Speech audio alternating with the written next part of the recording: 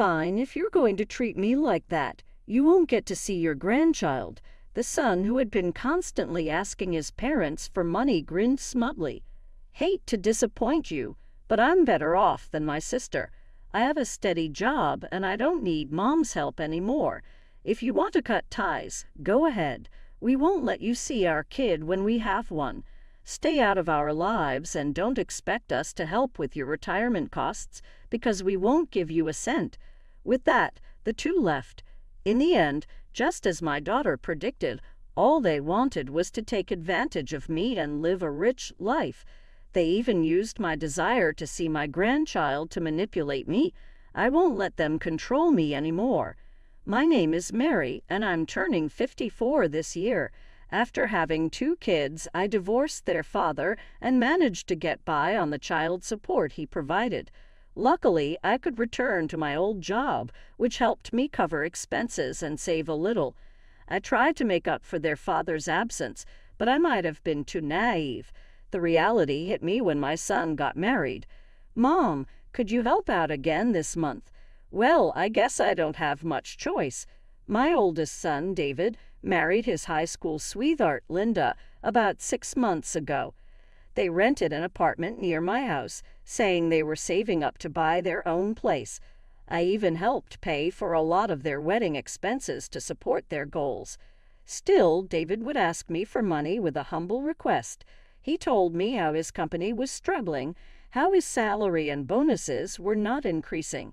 He explained that Linda's parents were sick and he had to send them money.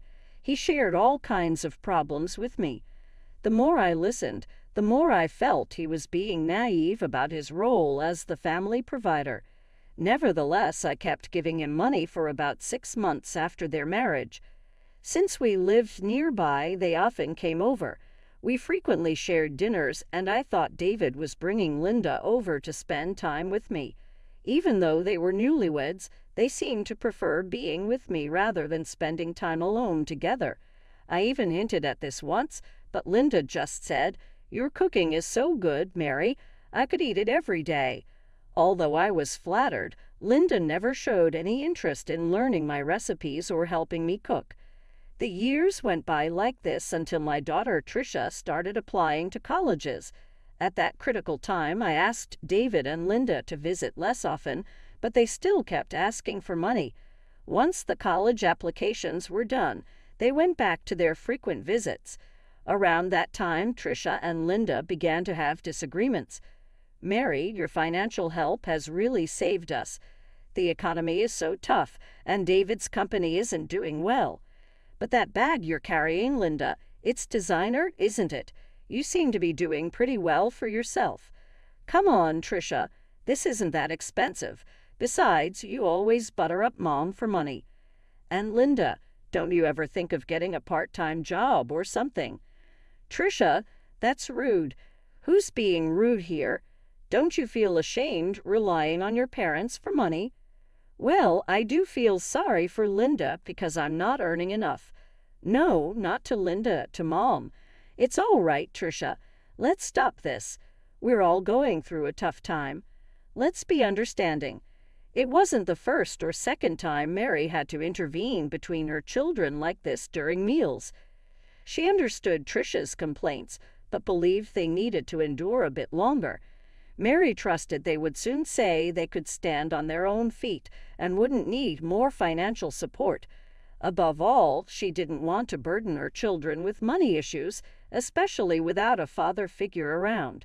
These thoughts ran through Mary's head as she finished dinner and began cleaning up. As Mary heard Linda speak up, she turned around with a smile, thinking the moment she anticipated had arrived.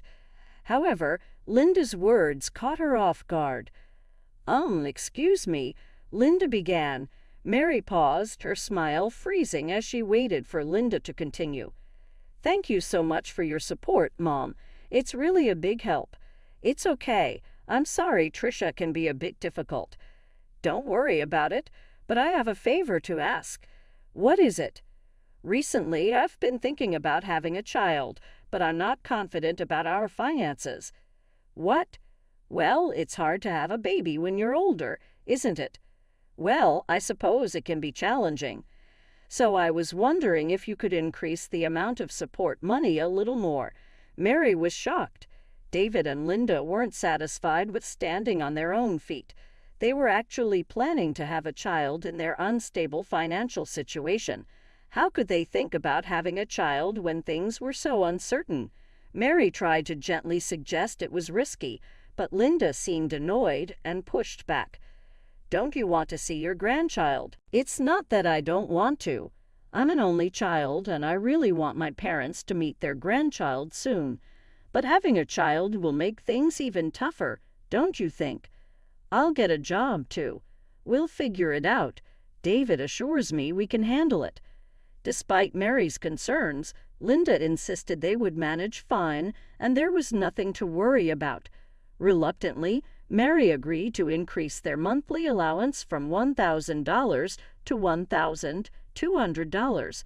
When she shared this with Tricia, her daughter was upset, saying, "Mom, they're taking advantage of you." But Mary still hoped for the day when her children would be independent. A few years after I increased their allowance, David came to our house alone. He knew I was off from work that day and seemed anxious to talk. "Is Tricia here?" "I think she's studying in her room." "Why? Do you need something?" "No, it's okay. I just have something to ask of you, Mom. I hope it's not bad news." "Well, I was wondering if you could increase the allowance a little more." I had expected it from David's demeanor, but I was deeply disappointed that both he and Linda continued to ask for money without any remorse. I sighed heavily and finally, in a stern voice, confronted David. "Enough is enough. How long do you plan on relying on your parents?" No, you're misunderstanding. Linda has been getting tests done at the hospital." "Is Linda sick?" "No, not like that. She's been getting tests done for childbirth, and it's turning out to be more expensive than we thought. We're short on cash. That's why I warned you about the risks of having a child without proper planning. What will you do if something unexpected happens? If the child needs medical care, or if one of you falls ill? Begging me for money isn't a solution." "Don't be so upset. I didn't expect the tests to cost this much." "Isn't that strange?" I turned around at the sudden interruption to see Tricia, who had apparently been in the living room. David looked irritated, trying to hush her, but Tricia cut him off and approached.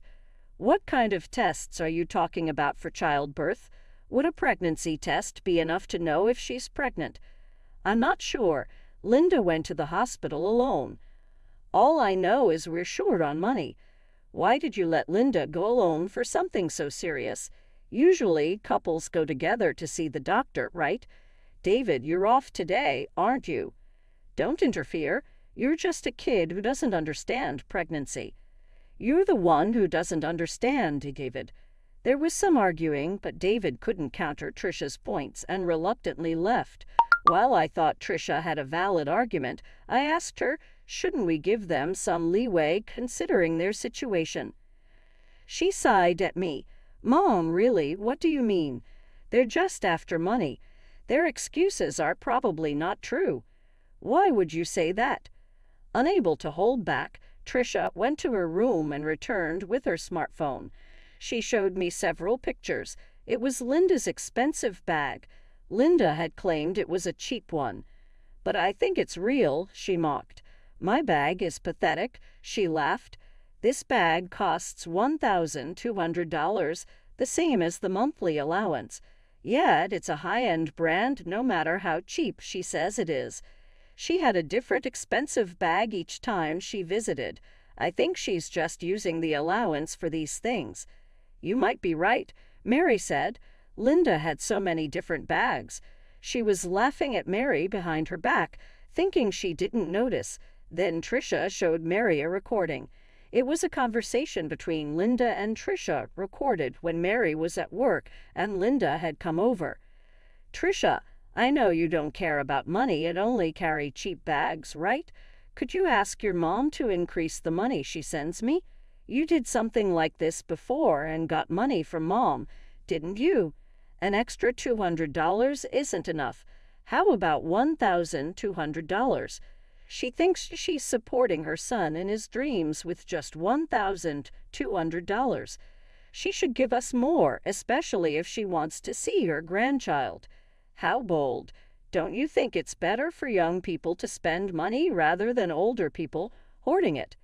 Hey, Mom, are you still going to keep sending them money after they said all this? Trisha's voice was clear and firm, revealing she had secretly recorded their conversation on her phone. Hearing it, Mary felt both disappointed and deeply sorry for Trisha. She had witnessed her brother and his wife begging their own mother for money. It was a wake-up call for Mary. She decided she needed to have a serious talk with David and Linda. I need to talk to David and Linda. I'm glad. If you're going to do that, I'll support you however I can. Thank you.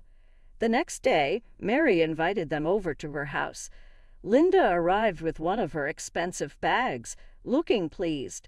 Trisha and Mary sat down with them in the living room. I'm going to stop sending you money. What? What are you talking about?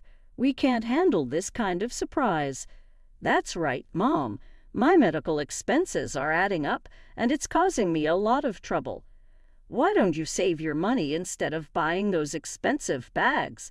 Initially trying to be humble and win Mary's favor, Linda sighed heavily when Mary mentioned the bag. Don't you want to see your grandchild? I would worry about a child born to parents who are not financially responsible. So you're not going to help us, even though your son is in trouble. I've supported you enough. I've been sending you money for 10 years now, David. It's time for this to stop. It was you. You must have said something to Mom. Trisha had nothing to do with this. It's my decision based on your actions. As Mary firmly stated her decision, David and Linda fell silent. She felt relieved that they could resolve things after a serious conversation, but then David scoffed and raised his voice. Well, fine. If you're going to insult me like this, then forget about ever seeing your grandchild. What are you talking about? Weren't you the one disrespecting Mom just now? You kept sending us money because you thought I was worthless, right? That's right. You kept giving us money because you thought David couldn't manage, right? What's your point? Sorry to say, unlike you, I'm actually capable. I've been earning my own money, so I don't need Mom's help anymore. You can stop giving us your pocket change. You're blaming us, yet you're admitting you can't survive without the money, right? Yeah, that's right. But don't expect us to support you in your old age after treating us like this. And even if we have a child, you won't see them. Stay out of our lives. With those words, they stormed out. Trisha's earlier warnings rang true. They were just draining Mary and wasting the money. Worse, they exploited her desire to see her grandchild. Trisha looked satisfied as Mary pondered the situation. Don't worry, Mom. They'll come crawling back soon enough. But from now on, it's a new game. Trisha spoke with certainty, and she was right. Just 6 months later, David showed up at the house in his work clothes, clutching his credit card statement. Listen to me, Mom. Linda is out there spending my money on bags and stuff like it's nothing. Oh, and why are you surprised now? That's harsh, Mom. Well, didn't she always behave like that, even when she was receiving $1,200 from me each month? $1,200. She told me she was only getting $500. You didn't even know how much allowance I was giving to your wife, did you? That's disappointing. Mary recalled how she used to put the money in an envelope for them. She felt a headache coming on, realizing her son hadn't even bothered to check the amount before spending it. She's spending that $1,200 on all sorts of useless things, and our savings are dwindling fast, David said, exasperated. That's been the pattern. I don't understand why you didn't see it earlier, Mary replied, her words a self-critique of her past actions. David might have understood her feelings now, but he couldn't rein in Linda and continued to rely on Mary for money. Their arguments seemed endless, with Linda's spending outpacing their income. It was unsurprising they couldn't save even with $1,200. $200 a month handed to them. Observing their poor financial management, Mary couldn't help but question where she went wrong in raising them. Yet she continued to follow Trisha's advice, unsure of what else to do. "Mom, I don't know you moved," read the message Mary received about 10 days after the move. Trisha had anticipated that David and Linda would come asking for money again. As a precaution, they sold her house and moved to an apartment near Trisha's workplace. They didn't share their new address with David and Linda. As predicted, David and Linda went to their old place and, finding it empty, sent frantic emails. David's emails were filled with apologies and threats about not caring for Mary in her old age or his children's future. If they're this desperate, I wonder if they treated Linda's parents the same way. I doubt it. Linda's parents are like her, always looking for handouts. Trisha informed Mary, sharing what she had learned about Linda's family. It became clear that from the $1,200 Mary used to give them, Linda had been passing on money to her parents. It explained how they managed such high expenses each month. Now, with their disposable income gone, David and Linda were feeling financial pressure from Linda's parents. Mary was speechless at how her son and daughter-in-law continued to rely on others. After seeing the emails, Trisha simply said, "I told you so," and blocked them. Mary felt no sympathy or pity for David and Linda. Even if they apologized, they were proud of their education and qualifications, so they should work hard together. Absolutely, Trisha. Enough trouble with David. I've helped him out, even dipping into my savings while working. But I've done enough. From now on, until you find a good partner, we'll support each other as mother and daughter.